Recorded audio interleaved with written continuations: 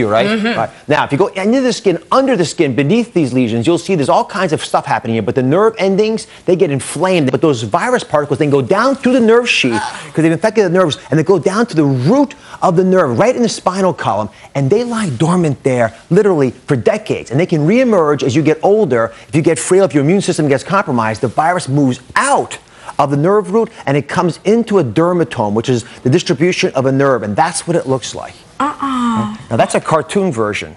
Let me show you what it looks like if it's on a real person. That's a classic lesion. There's the belly button there, and there's the armpit up here. So you see how it's distributed. Now, unlike chickenpox, shingles happens to you over and over again sometimes. So what I want to do is to explain why that's so, how you can diagnose it, and what we can do about it. Okay?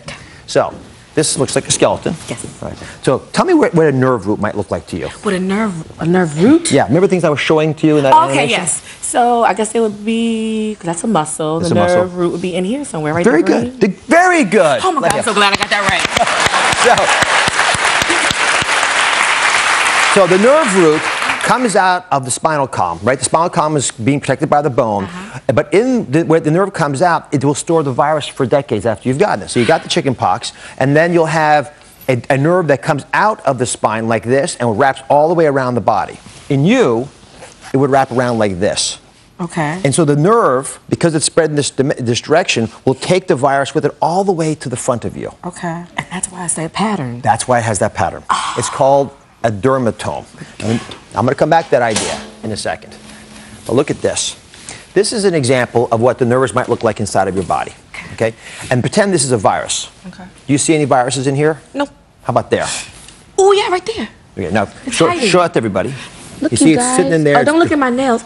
Let me see the nails. No! I forgot to do them. Oh, my nails. Oh, my God. Look at her nails. My goodness. All right. So, we come in here, and you see, there's the virus particle. See that? Now, let's say you've had a very stressful year. Is that true for you? Yeah. All right. So you're washed out, you've had some troubling issues, and you haven't eaten the right ways, and maybe you haven't gotten your exercise, and your immune system gets depressed. Right? Then what ends up happening is this virus can multiply. And as it multiplies, it begins to grow down this dermatome until finally it gets to a branch point. And when it meets a nerve that it wants to go down, it'll start growing down it. And that, again, is why the zoster virus comes alive and gives you the inflammation that we call shingles. Okay.